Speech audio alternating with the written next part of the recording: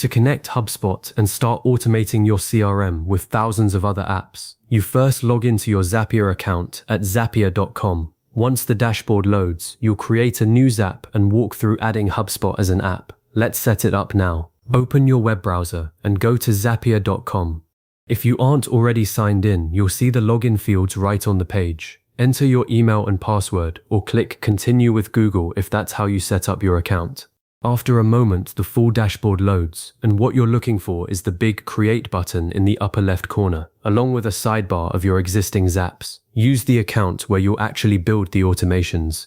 I've seen too many people log into a test account by mistake and then wonder why their CRM data never shows up later. So take a second now to confirm you're in the right workspace.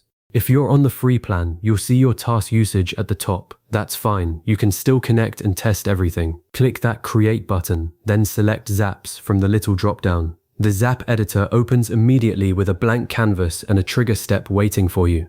Every Zap starts with a trigger. That's the event in one app that kicks the whole thing off. The editor even labels it trigger so you can't miss it. Right now, we're not building a full automation. We're establishing the connection behind the scenes, but the flow is identical. If you've used Zapier before, the editor might look a bit different depending on recent UI updates, but the core steps haven't changed. That trigger step is your starting point. Click the trigger step box. It expands into a search field where you pick your app, type HubSpot, and give it a second. You'll probably see two options, the main HubSpot integration and sometimes a legacy HubSpot CRM variant. Choose the standard HubSpot, the one with the orange sprocket. The legacy version still works, but it's on its way out, and the main integration handles all the same objects plus newer features like custom objects. So don't overthink it. Once you select HubSpot, the step updates and you'll see an account connection area with a button that says Sign in to HubSpot or Connect a new account. That's exactly what we need. Click Sign in to HubSpot. Zapier will open a pop-up or redirect you to HubSpot's identity page. If you're already logged into HubSpot in that browser, it often picks up your session and just asks you to choose an account. If not, you'll enter your HubSpot credentials here, email and password, or use Google SSO if you've set that up. Once in, it shows the accounts you have access to. This is the moment where I've made the mistake personally. If you have a sandbox or a developer account alongside your main production CRM, make absolutely sure you pick the one with the live data you want to automate. The account name sits at the top of the selection screen. I once connected a sandbox by accident and spent an hour troubleshooting why my contacts weren't pulling through. Learn from my mistake. After selecting the account, HubSpot displays a permission screen. It lists exactly what Zapier can access. Contacts, companies, deals, and usually a list of scopes like read, write, and sometimes admin. Take 10 seconds to scan it. You need at least read access for triggers, and write access if you plan to create or update records later. If you're an admin, it will typically show the broadest set. Click Connect App or Allow, depending on exactly how your HubSpot subscription phrases it. The pop-up closes and you're bounced back to Zapier.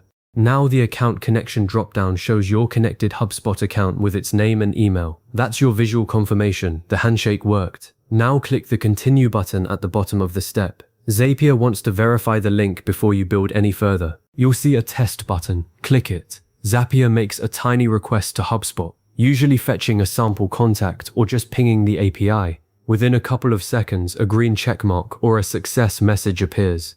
You might also see a snippet of sample data, like a fake contact's name and email, just to prove the pipeline is open. If instead you get a red error, the two most common causes I run into are selecting the wrong HubSpot account earlier, or having a browser session where HubSpot logged you out silently due to two-factor authentication. Before you panic, open another tab, go to apphubspot.com, and make sure you're still signed in. Then come back and hit test again. Usually that clears it. Once the test passes, you know Zapier can talk to your CRM reliably. After the test, the step expands again and asks you to pick the HubSpot object you want to work with.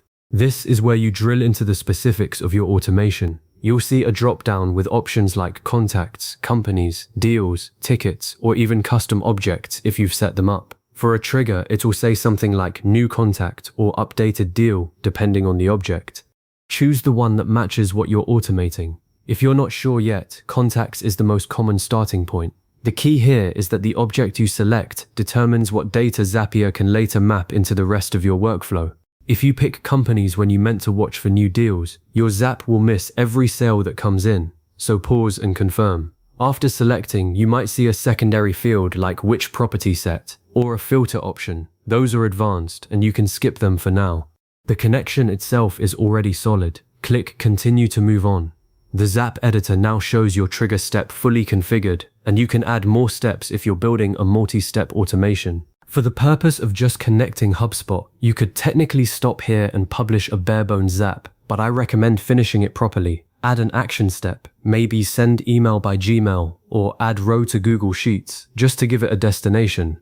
Then click the Test Action button that appears in subsequent steps. Zapier will try the whole flow with real data. If everything comes back green, hit the Publish button in the upper right. Until you publish, the Zap sits dormant, so this is the final commitment.